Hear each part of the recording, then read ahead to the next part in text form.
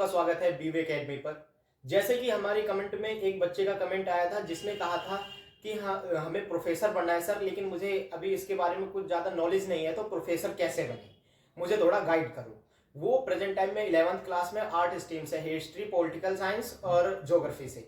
तो मैंने सोचा कि हाँ अच्छी बात है, अगर कोई बंदा कुछ चीज़ पूछ रहा है, कोई स्टूडेंट, तो उसका जवाब देना हर एक टीचर का फर्ज होता है, चाहे वो छोटा टीचर हो चाहे बड़ा टीचर हो। ठीक है कि अगर स्टूडेंट आपसे, कोई विद्यार्थी आपसे कोई सवाल किया तो आपका उसका उत्तर देना आपका धर्म है। ठीक है, क्योंकि आप टीचर हो, उसके लिए आप भगवान के रूप के समान हो। ठीक है, तो मैंने जब अपने वहाँ पे, जहाँ पे मैं लाइब्रेरी में स्टडी करता हूँ, वहाँ पे मैंने देखा तो एक दीदी थी जो नेट निकाल कर 2023 का दिसंबर मंथ में नेट निकाल चुकी है, जेआरएफ की तैयारी कर रही है। तो मैंने ये सोचा कि इनसे अच्छा कौन बताएगा और हमारे बच्चों को कौन गाइड करेगा कि इस तरह से आप इन चीज़ों का ध्यान रखकर आप प्रोफेसर बन सकते हो। क्योंकि अगर मैं किसी प्रोफेसर से रिक्वेस्ट करके बोलता कि सर थोड़ा सा आप बता दो हमारे बच्चों को कैसे क्या करना है, तो उनकी एज हो रखी है ज़्यादा, यानी कि उन्होंने कम से कम 20 ईयर्स पहले तो उन्होंने ये चीज़ किया ही होगा और ज़्यादा भी हो सकता है। तो उस टाइम का सिचुएशन कुछ और था, उस टाइम की जो कंपटीशन था या कोई भी चीज़ था, उस टाइम कुछ अलग था और अब का अलग है। तो मैं इसीलिए ये कोशिश करता हूँ कि जो चीज़ अभी करंट में हो, जल्दी जल्दी उस चीज़ को आपके पास लाएं और वो आपको ज़्यादा समझने में या आपकी जो भी चीज़ तैयारी करने में वो ज़्यादा हेल्प करती है। तो इसीलिए मैं लाया हूँ आज अपनी दीदी को, जो हमारी लाइब्रेरी में है, स्टडी करती हैं, और इनसे हम बात करते हैं, इनका परिचय पूछते हैं, फिर आगे की बातें करते हैं। ओके, धन्यवाद। नमस्ते दीदी। हेलो, मेरा नाम है वैष्णवी और मैंने अपनी इंटरमीडिएट की परीक्षा यूपी बोर्ड से पास की है और मैंने ग्रेजुएशन ऑनर्स पॉलिटिकल साइंस में किया है Bhagini Mehta college university of Delhi से। और उसके बाद मैंने मास्टर्स इन पॉलिटिकल साइंस किया है north campus university of Delhi से। अभी मैं जेआरएफ की प्रिपरेशन कर रही हूँ और नेट मेरा निकल चुका है लास्ट 2023 में। 2023 में, अच्छा। तो आप ये बताइए कि अगर कोई स्टूडेंट प्रोफेसर बनना चाहता है तो उसको किस किस क्राइटेरिया को पास करना पड़ता है, या जो जैसे सपोज ग्रेजुएशन में कई सारे सब्जेक्ट होते हैं, मास्टर में कोई एक सब्जेक्ट होता है जो, लेकिन वो प्रोफेसर अगर जैसे उसने मास्टर कर लिए सपोज पॉलिटिकल साइंस से, लेकिन उसको प्रोफेसर किसी और दूसरे सब्जेक्ट का बनना है, तो क्या वो बन सकता है? नहीं, इसमें ज़रूरी है कि आपने मास्टर्स किस में किया है और मास्टर्स आप जिसमें करते हैं आप उसी पर्टिकुलर सब्जेक्ट में आप नेट का सेकंड पेपर चूज करते हैं। जैसे कि मैंने मास्टर्स पॉलिटिकल साइंस में किया है तो नेट में 2 पेपर होते हैं। पेपर 1 वो होता है जनरल और जो पेपर 2 होता है वो आपका पर्टिकुलर सब्जेक्ट का होता है जो कि आपने मास्टर्स में चूज किया होता है। मैंने पॉलिटिकल साइंस ले रखा था तो मैं पॉलिटिकल साइंस पेपर 2 चूज करूंगी और मैंने उसको ही क्वालिफाई करना है। तो ये बताओ, जिन बच्चों ने ग्रेजुएशन सॉल से किया है, ड्यू सॉल से, ओपन से किया है, तो क्या वो प्रोफेसर के लिए एलिजिबल है या उनको कोई दिक्कत आ सकती है?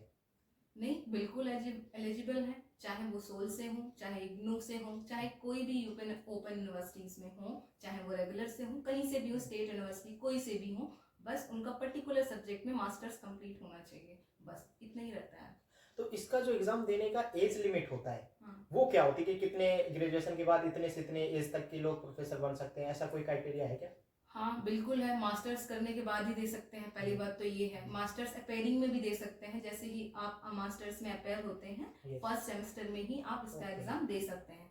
एंड सेकेंडली, जैसे एज लिमिट की बात करी तो यूजीसी ने इसके अलग अलग क्राइटेरिया बना रखे हैं। यूजीसी की वेबसाइट पे जाके आप देख सकते हैं, फीमेल्स के लिए अलग है और बाकी जो कैटेगरी हैं ओबीसी, एससी, एसटी, इनके लिए अलग है और बाकी जनरल्स के लिए अलग है। इसके लिए क्राइटेरिया अलग होते हैं। वैसे एज लिमिट तो इसकी रहती है 35-36 साल तक हम दे सकते हैं। अच्छा, और जो आपने कहा नेट और जेआरएफ, इसमें डिफरेंस क्या है, थोड़ा सा हमारे दर्शकों को बताएंगे आप? हाँ बिल्कुल, नेट का मतलब यही होता है कि नेशनल एलिजिबिलिटी टेस्ट। प्रोफेसर बनने के लिए आपका ये मिनिमम क्राइटेरिया होता है जिसको आपको क्वालिफाई करके प्रोफेसर के लिए आप कहीं भी अप्लाई कर सकते हैं। तो जेआरएफ जैसे कि तुमने पूछा, तो जेआरएफ ये होता है कि इसमें ऐड ऑन हो जाता है। नेट के लिए कुछ कम नंबर आते हैं तो हम नेट क्वालिफाई होते हैं, जेआरएफ में बिल्कुल हम टॉप रैंक में आते हैं तो हम जेआरएफ क्वालिफाई होते हैं। और जेआरएफ का मतलब होता है जूनियर रिसर्च फेलोशिप। तो आपको नेट के साथ साथ आपके साथ एक फेलोशिप जुड़ जाती है जो कि जो बच्चे रिसर्च फील्ड में जाना चाहते हैं, प्रोफेसर फील्ड में जाना चाहते हैं, रिसर्च मतलब पीएचडी फील्ड में जाना चाहते हैं, तो तो उनको जब बच्चे जूनियर रिसर्च फेलोशिप निकाल लेते हैं फिर उनको पीएचडी में अपीयर होना पड़ता है। विद इन 2 ईयर उनको वो अगर वो पीएचडी में एडमिशन ले लेते हैं तो उनको वो प्रोवाइड की जाती है बाय गवर्नमेंट। ओके, अच्छा इसका मतलब ये हुआ कि आप अगर जेआरएफ अच्छे रैंक से निकालते हैं तो गवर्नमेंट आपको कुछ आपकी हेल्प करती है आगे पीएचडी करने के लिए, रिसर्च कुछ? हाँ, कुछ नहीं, बहुत हेल्प करती है। ये पर मंथ अभी इस टाइम इसका अमाउंट हो चुका है 42,000 42,000 पर मंथ अभी ये रिसर्च वाले बच्चों को देती है जो पीएचडी करना चाहते हैं। तो देख रहे हो आप लोग, अगर आपकी फाइनेंशियल बैकग्राउंड भी थोड़ा कमजोर है लेकिन आप पढ़ने में ठीक है, जेआरएफ क्वालिफाइड करते हो, यस मैम, तो आपको गवर्नमेंट पैसे देगी, स्कॉलरशिप देगी कि आप पीएचडी करो, आप रिसर्च करो, हम आपके साथ हैं। अच्छा, और अब जब आप जेआरएफ वगैरह पीएचडी कर लेते हो फिर उसके बाद देन आप कॉलेज में इंटरव्यू वगैरह कैसे, मतलब कि आपने सपोज दैट जेआरएफ भी कर लिया, आप पीएचडी में इन्वॉल्व हो गए, आपने एडमिशन दे दिया, आपकी पीएचडी खत्म हुई, आपने रिसर्च करी, तो उसके बाद इस कॉलेज कैसे ज्वाइन करते हैं कि आप कॉलेज ज्वाइन करने के लिए कि एवरी कॉलेजेस का अलग अलग वैकेंसीज आती हैं। अगर यूनिवर्सिटी ऑफ दिल्ली में ही देखें तो जितने भी कॉलेज हैं जैसे कि लेडी श्री राम कॉलेज हो गया, मिरांडा हाउस कॉलेज हो गया, भगनी निवेदिता कॉलेज हो गया, हिंदू कॉलेज हो गया, इतने सारे कॉलेज, 50 कॉलेज है समथिंग, ठीक है। तो किसी भी यूनिवर्सिटी में किसी भी कॉलेज में जाना है, उनकी पर्टिकुलर वैकेंसीज आई होती हैं, हमको अपने पर्टिकुलर सब्जेक्ट में जाके उनकी वेबसाइट पे जाके चेक करना रहता है और उनके इंटरव्यूज वगैरह देखने होते हैं कि कब वो कंडक्ट करा रहे हैं, उनको ज्वाइन करना होता है, उनके लिए पर्टिकुलरली वहाँ पे अप्लाई करना रहता है। आफ्टर पीएचडी और आफ्टर नेट भी अप्लाई कर सकते हैं क्योंकि आप एलिजिबल हो जाते हैं। पीएचडी करने से ये होता है कि आपका जो है ना लेवल वो बढ़ जाता है। जब हम नेट के बाद लगते हैं ना तो हम उसमें एडहॉक बेसिस पे लगते हैं, ठीक है। पीएचडी के बाद हम उसका क्राइटेरिया बढ़ जाता है, हम रेगुलर बेसिस पे लग जाते हैं। अच्छा, तो ये बताओ, अगर जैसे कोई पीएचडी कर रहा है और उसको उसके साथ साथ उसको प्राइवेट फैकल्टियां क्या क्या होती है, सपोज दैट उसने ऐसा ना हो, अगर जैसे किसी ने जेआरएफ भी निकाल लिया, देखो सब बच्चों की तो जॉब लगती नहीं है, कोई भी कितना भी अच्छा हो, रिसर्च करे, कुछ भी करे, लेकिन सब बच्चों की जॉब नहीं लगती कि एक ईयर में 2000 बच्चों ने पीएचडी करी या फॉर एग्जांपल तो 2000 की जॉब लग जाती, ऐसा नहीं होता। लेकिन इसके साथ साथ प्राइवेट सेक्टर में उसको क्या क्या बेनिफिट मिलता है, थोड़ा सा ये भी हमारे बच्चों को बताइए मैम।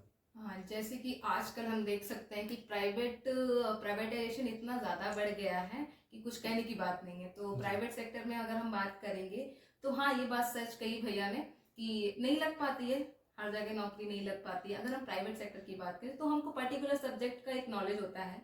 जैसे कि हम फिर से अपना ही एग्जांपल देंगे कि मुझे पॉलिटिकल साइंस का अच्छा नॉलेज है, जैसे कि मैंने ऑनर्स किया है पॉलिटिकल साइंस में और मास्टर्स भी पॉलिटिकल साइंस में किया है।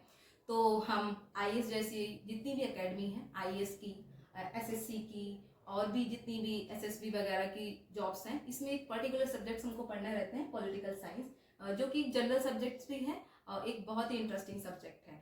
तो हम इसके लिए अगर देखें तो हम वहाँ पे भी अप्लाई कर सकते हैं किसी भी क्या कहते हैं फैकल्टी की जॉब के लिए। ओके, तो देखा कि अगर आप पीएचडी करते हो और आपकी जॉब लगी तो अच्छी बात है, किसी प्रोफेसर में, ठीक है, कहीं कॉलेज में किसी प्रोफेसर आप बने तो अच्छी बात है, नहीं तो उसके साथ साथ प्राइवेट सेक्टर में भी हमारा स्कोप रहता है। हाँ, है ना? बिल्कुल रहता है। और आईएएस की एकेडमी जितनी है उसमें रहता है। अभी तो यूजीसी नेट की बहुत ज़्यादा एकेडमी खुल गई है, बायजूस हो गया और क्या कहते हैं अन अकेडमी हो गया, अड्डा हो गया, ये सारी जो टेक्स्ट बुक हो गया, ये सब कुछ एग्जाम कंडक्ट कराती हैं ऑनलाइन प्राइवेट सेक्टर्स में और ऑफलाइन प्राइवेट सेक्टर्स में।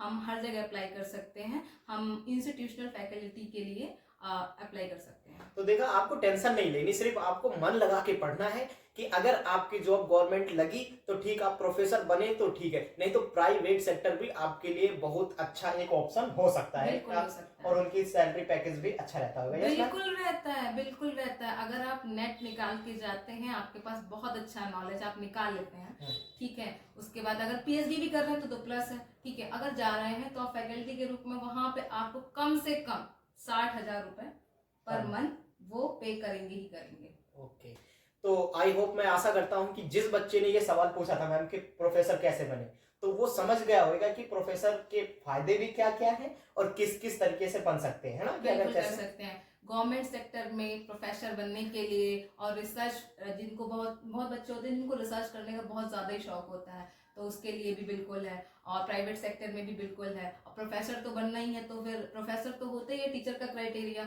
अगर हम प्राइवेट सेक्टर में जाएंगे तो भी प्रोफेसर, यहाँ भी अगर यूनिवर्सिटीज़ में पढ़ाना चाहते हैं तो भी वहाँ भी हम एज अ प्रोफेसर ही लगते हैं। और सबसे प्लस बात जो ये होती है, यहाँ पे जो हम टीचर लेवल पे अगर हम बात करते हैं तो होता है ना कि हाँ टीचर है, यहाँ पे हम अगर पीएचडी करके जाते हैं तो हमारे एक नाम के आगे लगता है डॉक्टर। मैम यही आपसे पूछने वाला था, जस्ट मेरे माइंड में ना यही सवाल आ रहा था कि मैम ये बताओ डॉक्टर नाम के आगे कब लगता है, क्योंकि जब मैं कॉलेज में गया था मैम तो मैं ना इतना ज्यादा मेरे को ये लगता था कि डॉक्टर डॉक्टर, तो मैं यही सोचता था कि डॉक्टर कौन से है। जब मैंने थोड़ा सा उसके बारे में पढ़ा कि अच्छा जो पीएचडी कर लेता है उसके सामने भी डॉक्टर लगाता है, तो मेरे को पता चला अच्छा इनको भी डॉक्टर कहते हैं। ओके मैम, यही मेरे माइंड में सवाल था, आपने पहले ही इसका जवाब दे दिया। ओके धन्यवाद। और जैसे कि मैम ने बताया सारी चीजें, आप इसको ध्यान से समझो, आप तैयारी करो। और अगली वीडियो एक और लाऊंगा जिसमें मैम ये बताएंगी आप इन चीजों की प्रिपरेशन कैसे करें। यस मैम, कहाँ से करें, कैसे करें, किस तरह से करें, आपका टाइम मैनेजमेंट क्या होना चाहिए। जैसे मैम ने नेट निकाला है, मैम का टाइम मैनेजमेंट क्या था, कि इन्होंने कैसे अपनी तैयारी करी, ये सारी वीडियो नेक्स्ट वीडियो में आपको ये सारा मिल जाएगा। ओके धन्यवाद।